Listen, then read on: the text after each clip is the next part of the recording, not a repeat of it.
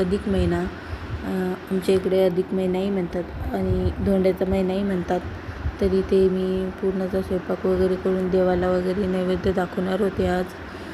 तर आमच्या इकडे असं असतं, देवाला नैवेद्य धोंडे वगैरे व्हावं लागतात.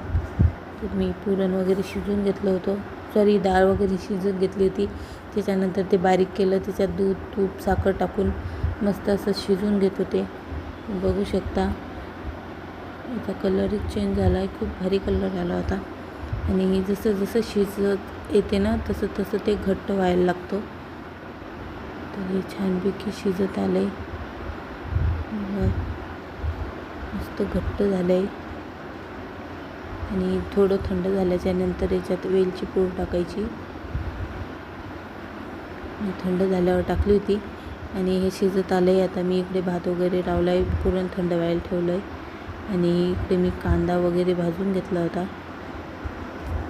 कांदाच भाजला होता मी, कारण मसाला वगैरे रेडी केला होता. पीठ वगैरे मळून घेतलं आणि धोंडे करायला घेतले.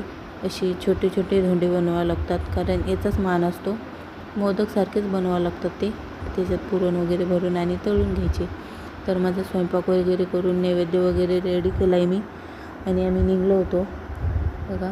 आणि आमच्या इथे शेजारी आहे ना बोर घेणं चालू होता. खूप म्हणजे 200-250 फूट झाला होता, पण पाण्याचा पत्ता नव्हता. तरी ते पिल्लूचे पप्पा गाडी घेऊन आले आणि लेकरंही मागे लागले होते, त्यामुळे मोठी गाडी घ्यावी लागली. आणि खूप उशीर झाला होता, 7-8 वाजले होते. असं स्वयंपाकालाही उशीर झाला होता, त्याच्यामुळं ही लुसी बघा मागे लागली होती.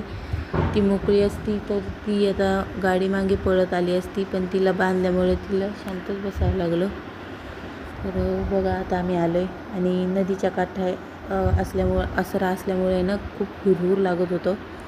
आणि तिथे झाडावर ज्या आसरा आहेत ना तिथे वर झाडे, तिथे वानरे वगैरे खूप म्हणजे भू भू करू लागले. तर मी इथे पूजा वगैरे करून घेतली होती छानपैकी. कणकेचे दिवे वगैरे करून नेले होते. त्याच्यानंतर महादेवाजवळ आलो आम्ही, महादेवाला, कारण आम्हाला महादेवाचंच जास्ती हे. त्याच्यामुळे इथेही मी खूप अंधार झाला होता आणि खूप फ्रेश वाटत होता. अंधार असला तरी खूप मन प्रसन्न होते तिथं गेल्यावर. असं तिथे मी पूजा वगैरे करून छानपैकी दिवे वगैरे लावून घेतले. आणि खूप हवा सुटली होती, त्याच्यामुळे दिवे नव्हते राहत. पण मग त्याच्यानंतर मी ते खाली ठेवले अशा आजूबाजूला. तर आजचा ब्लॉग कसा वाटला नक्की सांगा. भेटूया नंतरच्या व्हिडिओमध्ये. तोपर्यंत बाय बाय.